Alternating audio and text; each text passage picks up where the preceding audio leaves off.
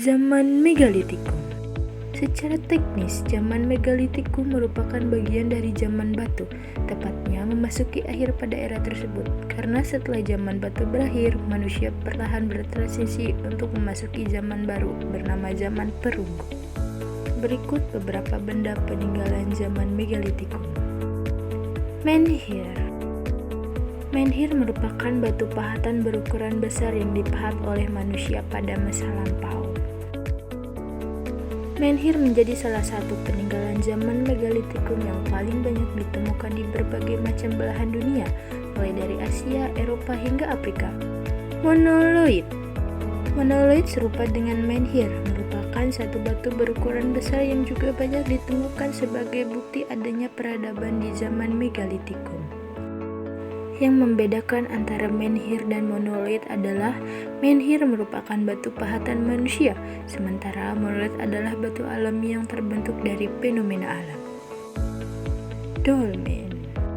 Dolmen merupakan batu pahatan manusia zaman Megalitikum yang terdiri dari beberapa buah batu penyangga di bawahnya dan satu batu lainnya diletakkan di atas batu-batu penyangga secara horizontal. Sarkofagus. Sarkofagus adalah batu pahatan yang berfungsi untuk menaruh jasad manusia di dalamnya. Penciptaan sarkofagus sendiri bertujuan agar seseorang di zaman Megalitikum tidak perlu menggali tanah untuk memakamkan seseorang. Kubur batu. Kubur batu adalah semacam peti mati yang terbuat dari batu untuk menyimpan jasad mayat. Fungsi benda ini sebenarnya sama seperti sarkofagus, tetapi terdapat perbedaan desain yang cukup mencolok di antara keduanya. Karakteristik zaman Megalitikum. 1. Mulai beralih menggunakan peralatan perunggu. Meskipun banyak peralatan yang terbuat dari batu ditemukan pada zaman Megalitikum, faktanya benda-benda tersebut tidak lagi dipakai oleh masyarakat daerah tersebut. Justru mereka perlahan beralih menggunakan peralatan yang terbuat dari perunggu. 2. Memiliki kepercayaan animisme. Kepercayaan animisme adalah kepercayaan terhadap suatu roh atau makhluk halus di sekitar manusia.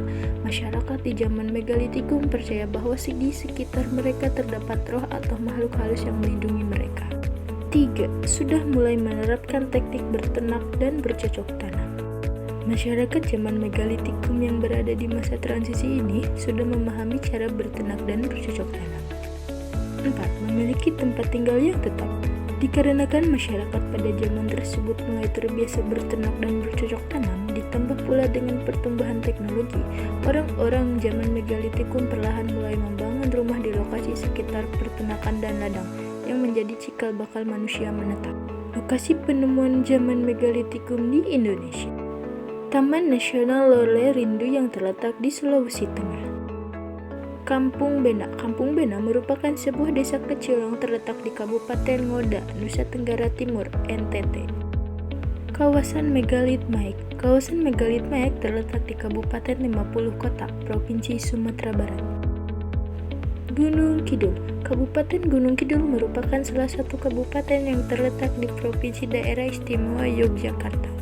Nah, itu dia sejarah singkat zaman Megalitikum. Jika video ini merasa bermanfaat, jangan lupa like, comment, and subscribe.